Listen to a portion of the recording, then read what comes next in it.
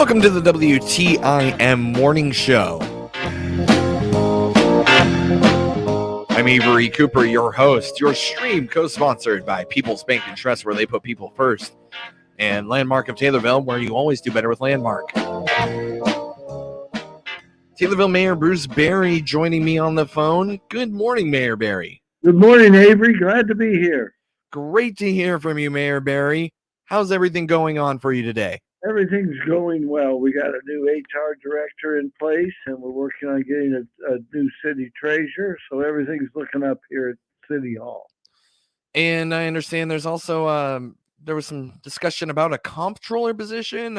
Is that that was brought up at different meetings, but we decided to just go the way we've been going, and hopefully we'll have a treasurer to be sworn in at our next meeting on February 7th.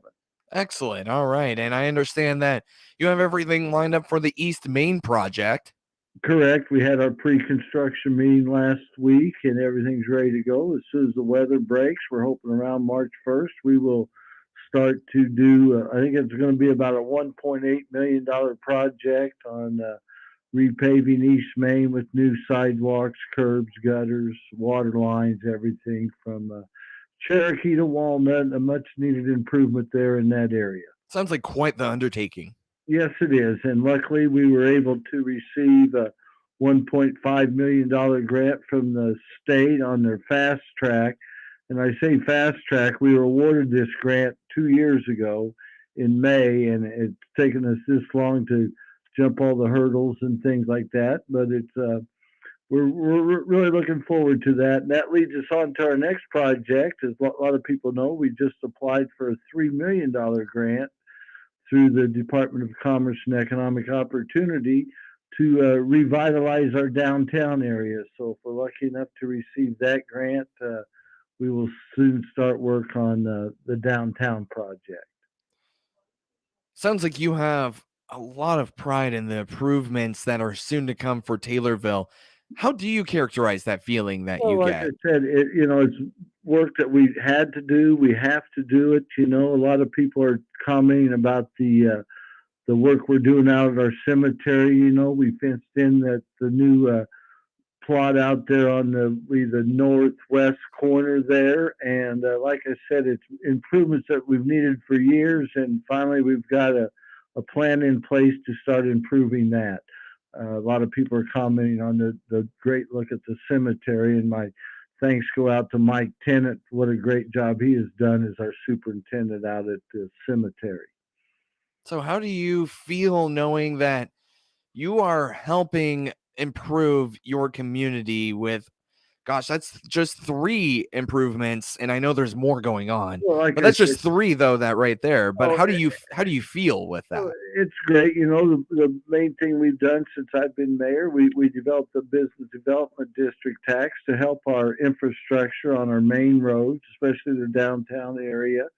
And a lot of people are starting to see the improvements there.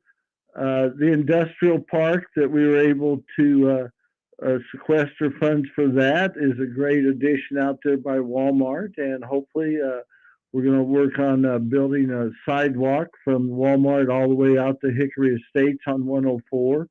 Just things that have needed done in the past, 15 to 20 years. We're finally getting enough money in the coffers and going to do all these projects.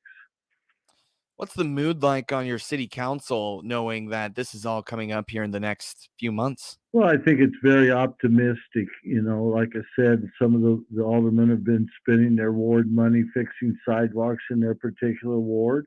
And like I said, we need to spend the money now to see the improvements that we're going to have in the future. Like I said, the big areas, getting our main streets back the way they should, and it's up to the aldermen to get the side streets in their particular ward to get those back refurbished and all.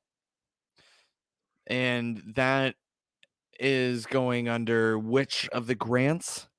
Well, we've been fortunate enough. We received a federal grant for our industrial park. Okay. Thanks to Congressman Davis.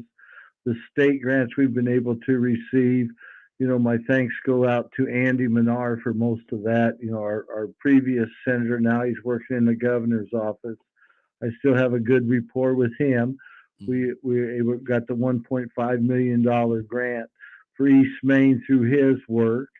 And like I said, this downtown grant, the city's put in a lot of work along with our engineers, and hopefully we'll be able to get that grant, and we'll see a lot of refurbishing and revitalizing our downtown area, which a lot of people think we need, and I'm one of them that think we need to do something to our downtown area.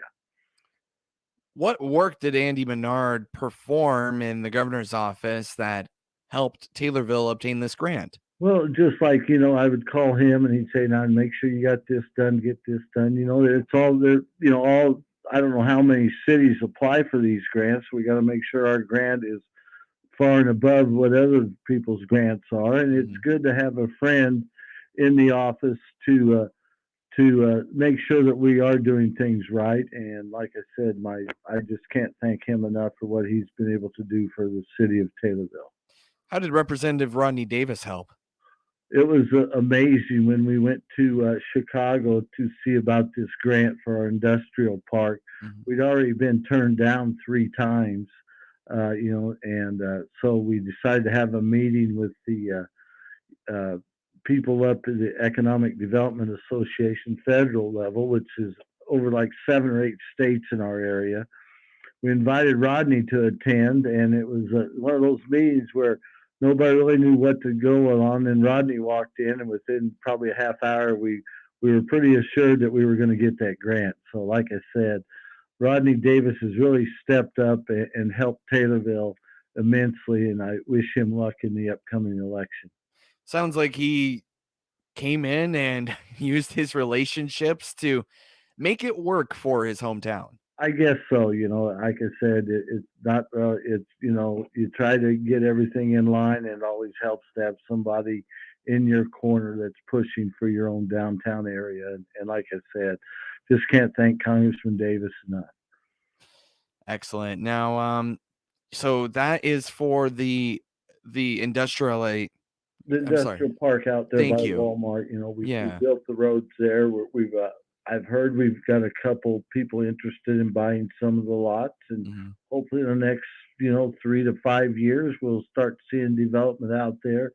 I did talk to a residential developer about some area out on 104, and hopefully those things will come to fruition. Like I said, we're trying to do all we can to get the infrastructure in place that will entice these people to come and build a residential area out on our northwest corridor, where we're only 20 minutes from Springfield, because most people know that's where a lot of the jobs are going, up to Springfield, either government or healthcare or things like that. So I think that's an important area that we try to develop, and hopefully in the next few years we'll start to see some of that development. So to summarize, there's one grant for the industrial area, there's another grant for the downtown revitalization, and then you're also hoping to work on the East Main project coming up this spring. We've already received the East Main grant. Excellent. So there's 3 grants. 3 grants. We got the industrial park grant that let us build the roads out there, right, and put in the sewer and water and everything out there. So we're waiting for development there. And the grant we've just now applied for is through the Department of Commerce and Economic Opportunity, and that's to revitalize our downtown area. And like I said, we hope we can get that revitalized. That'll take us working with the county. As most people know, the county owns the courthouse and the lawn there, and then the city owns the streets and the sidewalks that border that. So that'll be working with the county and us, and also the state with this money, and hopefully we can really revitalize the downtown area. All right. You are listening to the WTIM Morning Show with Taylorville Mayor Bruce Berry on the phone. I'm Avery Cooper. Your stream co-sponsored by People's Bank and Trust, where they put people first, and Landmark of Taylorville, where you always do better with Landmark.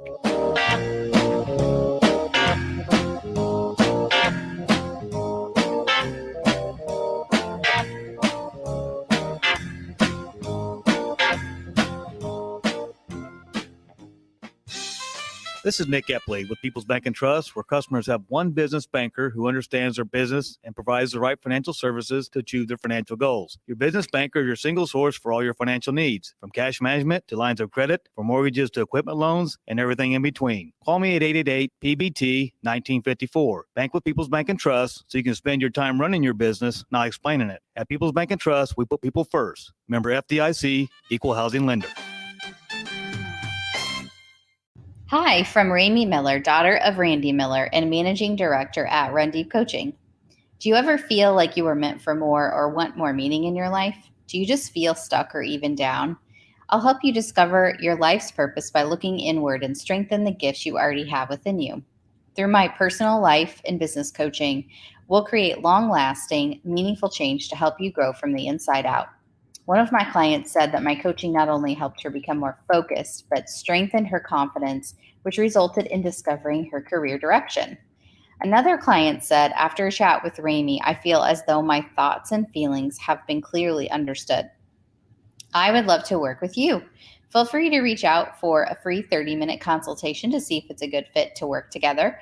Go to www.rundeepcoaching.com. That's rundeepcoaching.com. rundeepcoaching.com. I can't wait to hear from you, and I'll talk to you soon. This is Sergeant Alan Mills, Christian County Crime Stoppers Coordinator with the Crime of the Week. This week, Crime Stoppers is seeking information in regards to criminal damage that occurred in Taylorville. Sometime during the past week, an unknown subject appeared to have driven a vehicle into a garage located at 1130 West Rich Street in Taylorville. The unknown vehicle then left the scene. A range stove stored inside the garage was damaged. There had been damage done to the property previously, possibly by squatters. The total dollar amount of the damage is unknown at this time. Please contact Crime Stoppers if you have any information on this crime or any other crimes or wanted persons. Crime Stoppers will pay cash rewards up to $1,000 for information leads to an arrest. You do not have to give your name.